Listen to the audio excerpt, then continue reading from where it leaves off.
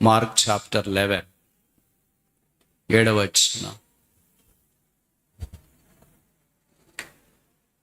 వారు ఆ గాడిద పిల్లను యేసు నొద్దకు తోడుకొని ఆ గాడిద పిల్ల, ఏ గాడిద పిల్ల? వెరీ గుడ్, చాలా బాగా చెప్తారు. నాకు తెలిసి మీరు చాలా తెలివైన వాళ్ళు, చాలా సౌండ్ పార్టీలు, స్పిరిచువల్ పార్టీలు అని. ఆ గాడిద పిల్ల కనుక మొదటిది ఏంటంటే కాల్చ్, గాడిద పిల్ల అన్ని సీతారాం అయితే 5 సీలు చెప్తా. ఏ గాడిద పిల్ల? ఆ గాడిద పిల్ల, కట్టబడిన గాడిద పిల్ల, ఇంటికి వెలపట్టున్న గాడిద పిల్ల. ఇంగ్లీష్ బైబిల్ ప్రకారం అంటే క్రాస్ రోడ్స్ లో ఉన్న గాడిద పిల్ల. దీనికి పెద్ద కథే ఉంది. నేను ఇప్పుడు కొన్ని ప్రశ్నలు అడుగుతాను, నేరుగా సూటిగా జవాబు చెప్పండి. ఒక ఊర్లో, ఇలాంటి ఊర్లో ఒకే గాడిద పిల్ల ఉంటాయి, చాలా ఉంటాయి. ఒకే ఎద్దు, ఒకే కోడదూడు ఉంటుందా? ఒకే ఆవు, ఒకే పాయిదూడు ఉంటుందా? ఒకే గొర్రె పిల్ల ఉంటుందా? ఒకే పొట్టెల పిల్ల ఉంటుందా? చాలా ఉంటాయి. చాలా ఉంటే దీని మీదకే పోయింది ఏంటి? దీని అడ్రస్ కూడా చెప్పారేంటి? అంటే బహుశా కట్టేవన్నీ మిగతా లోపల కట్టేస్తున్నారేమో. మీకు తెలుసు కదా, మన ఇండియాలో సగం సంసారము ఇంట్లో ఉంటుంది, పావు సంసారం ఇంటి బయట ఉంటుంది, ఇంకా పావు సంసారం ఇంటి మిద్దె మీద ఉంటుంది. అంటే అర్థమైంది కదా? పాత్రలు కడిగేది, బట్టలు ఆరేసేది అంత ఇంటి బయట, వెనకో ముందో. వేసవికాలంలో పడుకునేది, బట్టలు ఉతికేది ఇంటి మిద్దె మీద, వంట చేసుకునేది కొన్నిసార్లు లోపల, కొన్నిసార్లు బయట. బయటలో అంటే బయట మిద్దె మీద లేకపోతే మన ఇంట్లో ఉండాలంటే కుదరదు, ఎందుకంటే మన ఇల్లు చిన్నగా ఉంటాయి. మనుషులకి ఇంత కష్టంగా ఉంటే పశువులు ఇంక ఇంట్లో ఎలా కట్టేస్తారు? అందుకనే భవిష్యత్ దీన్ని బయటే కట్టేసింటారు. దీనికి స్థలం లేదు ఇంట్లో. మనుషులకే కష్టంగా ఉంటే దీనికి ఇంకెక్కడ ఉంటుంది? అందుకే బయటే కట్టేసి, చాలా బలంగా కట్టేసినట్టున్నారు దీన్ని కదండి. అంటే తుంటరి తింటుంది భవిష్యత్. ఇప్పుడు నేను ప్రశ్న అడుగుతాను అన్నాను కదా, మామూలుగా మీ ఇంట్లో ఒక పశువు ఉందనుకో, గేదె అంటే మీ భాషలో బర్రె అంటారు కదా, ఆవు, ఎద్దు, ఏదో పశువు ఉన్నారు. దాన్ని మీరు బయట కట్టేసినారు అనుకో, విప్పటానికి ఎంతమంది వెళ్తారు? భార్య భర్త ఇద్దరు వెళ్తారా? ఇద్దరు కొడుకులు వెళ్తారా? ఇద్దరు కూతుర్లు వెళ్తారా? అత్తగారు మామగారు వెళ్తారా? అమ్మ నాయన వెళ్తారా? ఎంతమంది వెళ్తారు విప్పటానికి? ఒకరే టూ మచ్ కదా దానికి. మీరు డెవలప్ అయితే రిమోట్ పెడితే కంప్యూటర్, మొబైల్ ఫోన్ దానికి క్లిక్ అంటే తాడు దిగిపోతుంది, క్లిక్ అంటే తాడు సాకెట్ పడుతుంది, అది కూడా వచ్చేస్తుంది. ఇప్పుడు పొలం కూడా చాలా మంది డ్రిప్ ఇవన్నీ మొబైల్తో ఆపరేట్ చేస్తుంటారు కదా. దీనికి విచిత్రం ఏంటంటే యేసు ప్రభు 2 శిష్యులను పంపించినారు. 2 శిష్యులను యేసు ప్రభు చాలా అడదగా పంపిస్తాడు. ఇది ఇద్దరు పోయేంత సీన్ కాదు. దారెమ్మడి పోయి వాళ్ళని ఇప్పుకురమ్మని ఇప్పుకొని వస్తారు. కానీ ఇద్దరు కూడా అట్ట మామూలు మన మాదిరి దారెమ్మడి పోయే వాళ్ళు కాదు, అల్లటప్ప శిష్యులు అసలే కాదు. పవర్ఫుల్. పేతురు, యోహాన్ లాంటి వాళ్ళు పోయింటారని నేను అనుకుంటుండే, పేర్లు రాయలేదు. వీళ్ళకైతే కానీ అది సెట్ కాదు అని, అంటే అంత కరడగట్టి పోయింటుంది అది. గాడిదైనా గాడిద పిల్ల అయినా ఏమైంటుందంటే వేరే వాళ్ళు ఇప్పటానికి పోతే తంతుందేమో, వెనక కాలుతో ముందు కాలుతో అందరికి. అందుకే ఒకరు ఇప్పుతూ ఉంటే ఒకరు కాళ్ళ పట్టుకోవడానికి పంపించినారో లేదా ఇద్దరు పట్టుకోవాలని. మొత్తానికి కాంప్లికేటెడ్ ఇది. 2 శిష్యులు పోవాలా? ఒకళ్ళు పోతే సరిపోదా? యేసు ప్రభువుకు ముందు బాప్తిస్మ ఇచ్చే యోహాను ఒక్కడే వచ్చినాడు. ఎలీషాకు ముందు ఏలే ఒక్కడే వచ్చినాడు. యెహోషువకు ముందు మోషే ఒక్కడే వచ్చి, ఇస్సాకు ముందు అబ్రహాంకి ఒక్కడే వచ్చినాడు. కానీ గాడిద పిల్లకి మాత్రం ఇద్దరు రావాల్సిన అవసరం వచ్చింది. మత్తయి 10వ అధ్యాయంలో యేసుప్రభు వారి శిష్యులను పరిచర్య కొరకు పంపించేటప్పుడు ఇద్దిద్దరిని పంపించినాడు. అంటే ఇద్దిద్దరు మీరు గ్రామాలకు వెళ్ళండి, ఎవరైనా నా నామమున మిమ్మల్ని చేర్చుకుంటే వెళ్ళి అంట్లో బస్సు వేయండి, ఇంటికి శుభం కలుగును కాకని వెళ్ళేటప్పుడు చెప్పేసి వెళ్ళండి అన్నాడు. అంత పరిచర్యకి ఈక్వలెంట్ ఈ గాడిద పిల్లను విడిపించడం. అంటే గ్రామాలకి సువార్తకి పంపించిన దానికి సమానము ఈ ఒక గాడిద పిల్లింది. ఊర్లో ఉన్న గాడిద పిల్లని తీసుకురండి అని ఇద్దరిని పంపించినాడంటే అర్థం ఉంటుంది. ఒకరొక దారి పోవచ్చు, ఒక రాసంద పోతే ఒక రీసంద పోవచ్చు, అట్ట ఇట్ట అనుకోవచ్చు. అలా కాదు, ఒకటే దానికి స్పెసిఫిక్ చెప్పి పంపించినాడు. ఇంటి వెలపట్ట క్రాస్ రోడ్స్లో కట్టి ఉంచిన గాడిద పిల్లను మీరు తీసుకొని రండి, ఇప్పి తీసుకొని రండి. దానికి గాడిద పిల్ల ఇది బహుశా ఇబ్బందికరంగా అనిపించేదేమో, నిష్ప్రయోజనమైందేమో, బయట కట్టివేయబడినట్లుగా కనిపిస్తుంది. రోడ్లో ఉంది, ఇంటి వాకిట ఉంది, లోపలికి వెళ్ళటానికి దానికి అవకాశం లేదు. అలాంటిది గాడిద పిల్ల. ప్రభుకు స్తోత్రాలు. దీన్ని దేవుడు విడిపించడానికి ఇద్దరిని పంపించాడు. అయితే మనం పాపముల చేత అపరాధముల చేత కట్టబడి ఉన్నప్పుడు మనకు శిష్యులు కాదు వచ్చింది, దేవుడే మన దగ్గరికి వచ్చినాడు. శిష్యులైతే గాడిద పిల్లను విడిపించడానికి సిలువ మీదకి వెళ్ళలేదు. మనము డాష్ అయిన మనల్ని విడిపించడానికి యేసు ప్రభు సిలువ మీదకి వెళ్ళాడు. శిష్యులైతే గాడిద పిల్లని విడిపించడానికి దెబ్బలు, కోడ దెబ్బలు ఇవన్నీ భరించలేదు. యేసు ప్రభు మనల్ని విడిపించడానికి కోడ దెబ్బలు, అవమానము, నింద, వేదన సహించి. శిష్యులైతే గాడిద పిల్లని విడిపించడానికి రక్తం కార్చలేదు. యేసు ప్రభు అయితే మనల్ని విడిపించడానికి రక్తం కార్చి. చివరికి శిష్యులైతే గాడిద పిల్లని విడిపించడానికి ప్రాణం పెట్టలేదు. యేసు ప్రభు మనల్ని విడిపించడానికి ప్రాణం పెట్టాడు. మనం దేవుని దృష్టికి అంత ప్రియమైన వారం, ఇష్టమైన ఆ గాడిద పిల్ల. ఏ గాడిద పిల్ల? ఏ గాడిద పిల్ల? విడిపించబడిన గాడిద పిల్ల. ఇప్పుడు దాని కట్టలు తెంచివేయబడ్డాయి. అది యేసుప్రభు దగ్గరికి రాకుండా ఉంటే దాని మీద యేసుప్రభు ఎక్కి ప్రవేశించలేడు. అది బైబిల్ ఇక్కడ రాయబడింది కదా, ఆయన యొద్దకు వచ్చింది. అది యజమాని యొద్దకు పోలే, పేపర్లు తిని వస్తామని పోలే, లేదా అటు ఇటు వెళ్ళొస్తామని, లేదా పాత బట్టలన్నీ మోసి దాని మీద బరువు పెడతారు, బరువు మోసుకుందామని పోలే, ఆయన యొద్దకు వచ్చింది. మత్తయి 11:28-25 కదా, నా యొద్దకు రండి నేను మీకు విశ్రాంతి. ఎక్కడ దొరకనిది యేసు నొద్దే దొరికేది విశ్రాంతి, పాపక్షమాపణ. ఇంకా చేరి వచ్చిన వారు, ఆన్లైన్లో ఉన్నవారు యేసును అంగీకరించుకున్న, పాపక్షమాపణ, మార మనసు పొందకుండా ఉంటే, ఈ గాడిద పిల్లవాళ్ళ కట్టబడి ఉంటే, నన్ను ఎవరు విడిపించలేరు అనుకుంటా ఉంటే, యేసుక్రీస్తు ప్రభు మనల్ని విడిపించడానికి ఆయన సెలవులో బంధించబడ్డాడు. మనల్ని పాపాలు క్షమించడానికి ఆయన సెలవులో రక్తం కార్చినాడు. మనకు స్వేచ్ఛ ఇవ్వటానికి ఆయన సెలవులో రిక్తుడిగా చేయబడ్డాడు. మనల్ని ఆశీర్వదించడానికి ఆయన శిలువలో శాపముగా చేయబడ్డాడు. మనల్ని పరిశుద్ధపరచడానికి ఆయన శిలువలో పాపముగా మార్చబడ్డాడు. ఆయన నలగొట్టబడ్డాడు, తద్వారా మనము క్షేమస్థితిలోనికి రావాలని. ఇంతగా ప్రేమించి యేసును అంగీకరించుకున్న, నిరాకరిస్తూ పర్లేదులని వాయిదా వేస్తూ అలాగే ముందుకెళ్తా ఉంటే, ఒకవేళ కాలం సంపూర్ణమైనప్పుడు రెండవ రాకడ వస్తే, లేదా మరణం అనే సంప్రాప్తమైతే, అప్పుడు నీ గమ్యం మీద ఒకసారి ఆలోచించు. ఎందుకు ఈ గాడిద పిల్లకు విడుదల కావాలా? గాడిద పిల్లకు విడుదల కావటానికి ఉద్దేశం ఏంటి? ఆ గాడిద పిల్ల ఒకటే ఈ ఊర్లో విడుదల పొందింది. అలాగే ఊర్లో ఎంతోమంది ఉన్నారేమో. యేసు ప్రభు మనల్ని ప్రేమించి పిలిచినాడు, మన కట్టలు తెంచేసినాడు, మన బంధకాలు తీసేసినాడు.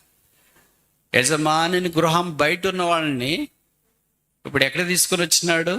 యజమానుని ఇంటిలో వాడుకొనుట కొరకై అర్హమైన పాత్రగా తీసుకొని వచ్చినాడు, ఇంటిలోనికి తెచ్చినాడు. యోహాను 14లో నా తండ్రి ఇంట అనేక నివాసములు కలవు.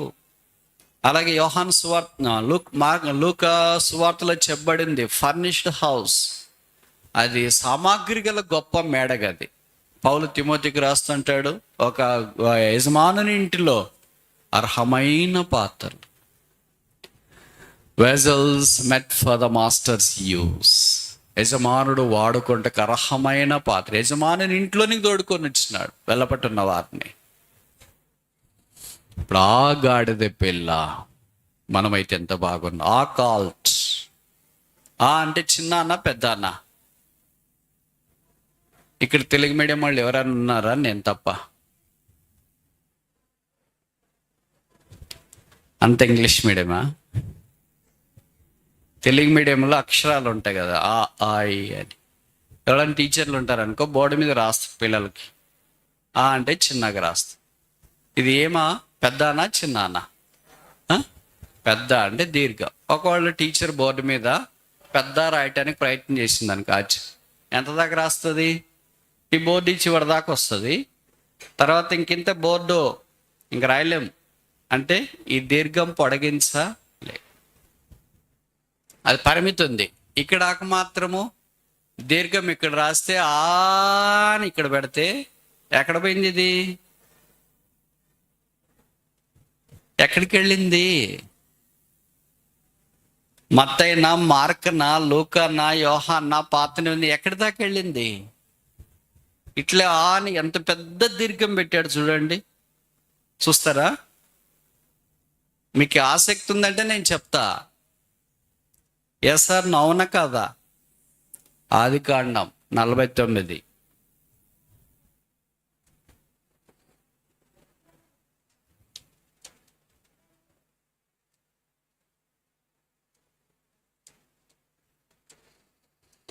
ఆదికాండం 49:11. Genesis chapter 49 verse 11. ఆదికాండం 49:11. ద్రాక్షవల్లికి తన గాడిదను, ఉత్తమ ద్రాక్షవల్లికి తన గాడిద పిల్లను కట్టి. ఏ గాడిద పిల్ల? ఇప్పుడు ఎక్కడి నుండి ఎక్కడ దాకా వచ్చింది? దీర్ఘం. మార్క్స్ వార్త నుండి అదేంటి మత్తయి సువార్త దాటేసి, మైనర్ ప్రాఫిట్స్ చిన్న ప్రవక్తలు దాటేసి, పెద్ద ప్రవక్తలు దాటేసి, చరిత్ర దాటేసి, ద్వితీయోపదేశకాండం దాటి, సంఖ్య, లేవి, నిర్గమ అన్ని దాటేసి ఆది కాండం దగ్గరికి వచ్చి ఆగిపోయింది. ఎంత పెద్ద దీర్ఘం పెట్టాడు కదా పరిశుద్ధాత్మ దేవుడు. ఆ గాడిద పిల్ల. ఏ గాడిద పిల్ల ఇది?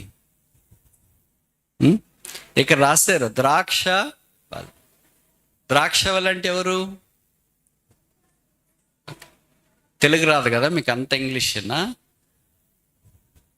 అది చెప్పట్లేదు ఏంటమ్మా? ద్రాక్షవల్లి అంటే ఇశ్రాయేలీయులు. కింద వరుస చదవండి.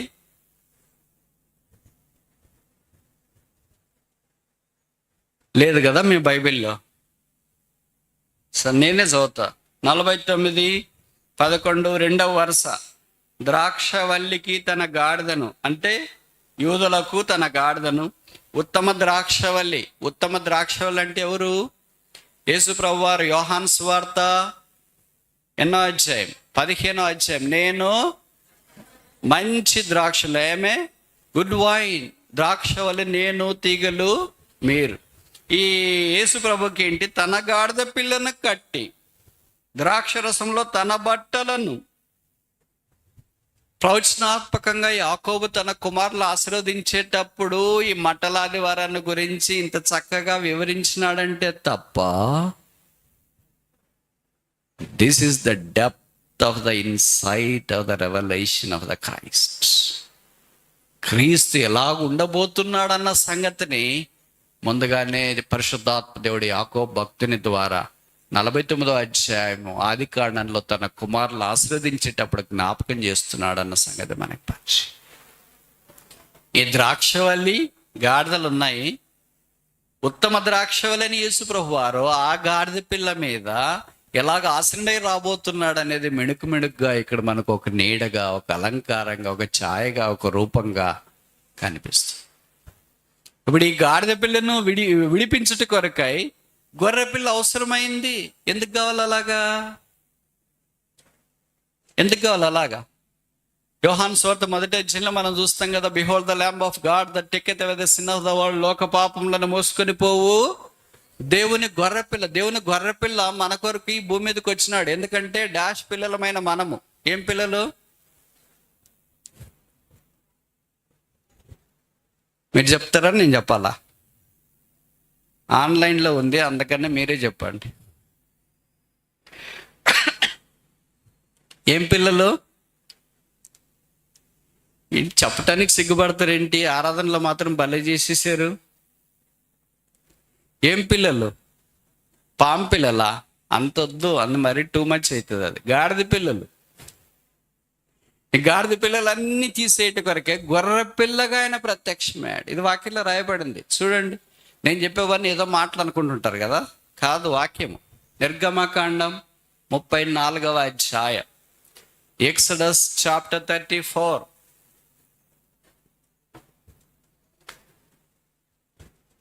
నిర్గమకాండము 34వ అధ్యాయము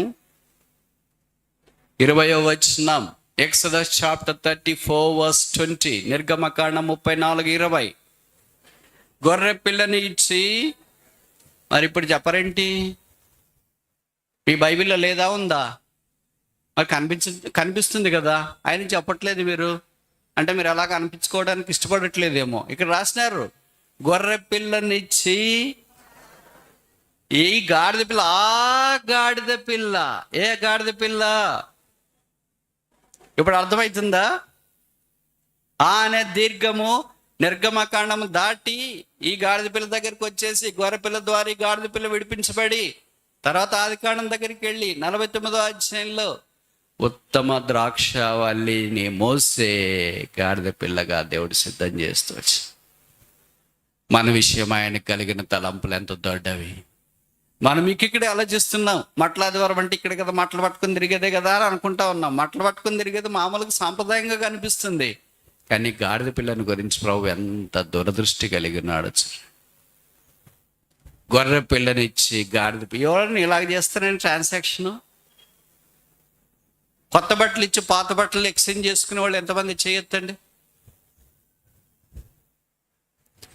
సరే ఇలాగ చెప్తా, కొత్త బండి 2-wheeler ఇచ్చి పాత బండ్లు ఎక్స్చేంజ్ చేసుకునే వాళ్ళు ఎంతమంది చేయొద్దండి? బంగారం ఇచ్చి వెండి ఎక్స్చేంజ్ చేసుకునే వాళ్ళు ఎంతమంది చేయొద్దండి? లేరా? పాత బండ్లు ఇచ్చి కొత్త బండ్లు తెచ్చుకోమంటే తెచ్చుకుంటాం, పాత బట్టలు ఇచ్చేసి కొత్త బట్టలు తెచ్చుకోమంటే తెచ్చుకుంటాం, పాత సామాగ్రి ఇచ్చేసి బర్ఫీ తెచ్చుకోమంటే తెచ్చుకుంటాం. ఏదైనా పాతది. అందుకనే కదా మన వీధెంబడి వస్తూ ఉంటారు, పాత సామాన్లమ్మ, పాత బట్టలమ్మ, పాత చీరలమ్మ, అన్ని పాతవే. కానీ ఎవరైనా కొత్తది అమ్మ, పాతది తీసుకుంటాం, పాతది తీసుకుంటాం, కొత్తవి ఇస్తాం, పాతది తీసుకుంటాం, కొత్తది తీసుకుంటాం. ఒకడే ఒక్కడు, ఆయన పేరే యేసుక్రీస్తు ప్రభు. పాత జీవితాన్ని, పాత మనుషులను, పాత బ్రతుకులను తీసుకొని శిలువ రక్తం ద్వారా కడిగి పరిశుద్ధపరిచి దాన్ని క్రొత్తగా చేసి, కాబట్టి ఎవడైనా నువ్వు క్రీస్తునందున్న ఎడవాడు నూతన సృష్టి, న్యూ క్రియేషన్. ఇప్పుడు ఈ గాడిద పిల్ల లాంటి మన జీవితాన్ని విడిపించుట కొరకాయ దేవుని గొర్రె పిల్లగా యేసు ప్రభు ప్రత్యక్షమయ్యాడు. గొర్రె పిల్లనిచ్చి గాడిద పిల్లను విడిపించేవాళ్ళు. గొర్రె పిల్ల అనే మాట మొదటి బైబిల్ ఎవరు వాడారు? ఇస్సాకు వాడాడు. ఆదికాండం 22వ అధ్యాయంలో మనం చూస్తాం కదా, ఇస్సాకు అబ్రహాం మోరియా పర్వతం మీదకి వెళ్ళేటప్పుడు ఇస్సాకు వాడు నాన్నతో అన్నాడు, నాన్న అన్నీ ఉన్నాయి కానీ, నిప్పు ఉంది, కట్టెలు ఉన్నాయి, అన్నీ ఉన్నాయి కానీ వేర్ ఇస్ ద ల్యాంబ్? గొర్రెపిల్ల ఎక్కడా? గొర్రెపిల్ల వస్తే గాడిద పిల్ల విడిపించబడుతుంది. గాడిద పిల్లని విడిపించడానికి గొర్రెపిల్ల ఎలాగ ఇస్తారండి? గొర్రెపిల్లను విడిపించాలంటే గొర్రె కావాలి కదా, ఎద్దుని విడిపించాలి, ఎద్దే కావాలి కదా. ఇప్పుడు మామూలుగా చూడండి, మీరు ఎక్కడైనా మీరు ఈ దారెంబడి పోతున్నారు 2-wheelerలో అనుకోండి, ఏదో ఒక చిన్నది కోడిపిల్ల వచ్చింది అనుకోండి, దాన్ని కొట్టేసాను, చచ్చిపోయింది. ఇప్పుడు కోడిపిల్ల చచ్చిపోయింది, దాన్ని పొట్టేలు ఇస్తామా? వాళ్ళు వచ్చి ఇబ్బంది పెడుతుంటారు, మా కోడి ఇంత అదే పందాలకు పెంచుతున్నాము, గోదావరి వైపు సంక్రాంతికి పెంచుతున్నాయి, ఏమనుకున్నారు అది ఇది అంటారు. అదేది రోగం వచ్చి సచ్చాక రెడీగా ఉంటుంది, కానీ చనిపోయింది కదా, ఎలాగైనా డబ్బులు వసూలు చేసుకోవాలనుకుంటారు. కానీ ఇప్పుడు వాళ్ళు ఈ కోడి పిల్లని చిన్నది సచ్చేది కూడా ఇక వసూలు చేసుకోవాలి, 2,000 ఏళ్ళ 4,000 ఏళ్ళ. అది కోడికి 2,000 ఎందుకే బలివాడు నువ్వు అంటే, ఏముంది ఇది అట్లా ఇట్లా కాదు, దీన్ని అంతా క్యాష్తో ఆడుతూ తీసుకువేస్తున్నా, ఇది అసలు డిఫరెంట్, ఇక్కడిది కాదు, హై లెవెల్, నెక్స్ట్ లెవెల్ అని నిన్న మాట్లాడి కొట్టడానికి రెడీగా వస్తుంటే ఇంకెందుకు లెవెల్తో డబ్బులు ఇచ్చేసి వెళ్దామని అనుకుంటా. కానీ గొర్రెపిల్లి ఇస్తామా ఈమా? ఎవరు ఇయ్యరు, దానికి సమానమైంది ఇస్తారు. ఎంత నష్టం కలిగిందో అంతే నష్టం ఇస్తారు. ఒక డ్రెస్ పోతే డ్రెస్సే ఇస్తారు, బండి పోతే బండే ఇస్తారు, వాచ్ పోతే వాచే ఇస్తారు. మరి గాడిద పోతే ఏమి ఇయ్యాలా? గాడిద ఇయ్యాల. గాడిద పిల్ల పోతే ఏమి ఇయ్యాలా? గాడిద పిల్ల ఇయ్యాల. కానీ దేవుడు ఆయన గొర్రె పిల్లను మన కొరకే పంపించడానికి ఇష్టపడ్డాడు. గాడిద పిల్లను పంపించలేదు. ఎవరి కొరకు?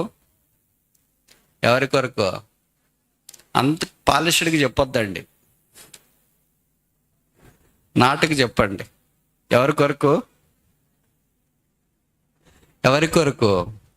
గాడిద పిల్లల కొరకు గొర్రె పిల్లను పంపించి, గొర్రె పిల్లని సిలువలో వధించి మన కొరకు రక్తం కార్చి చనిపోయి సమాధి చేయబడి తిరిగి లేచిన ఆ గొర్రె పిల్ల వెందుకు ఆయన మనల్ని తోడుకొని వచ్చి, దేవుని బుద్ధి జ్ఞాన బాహుళ్యములు ఎంతో తోటవి.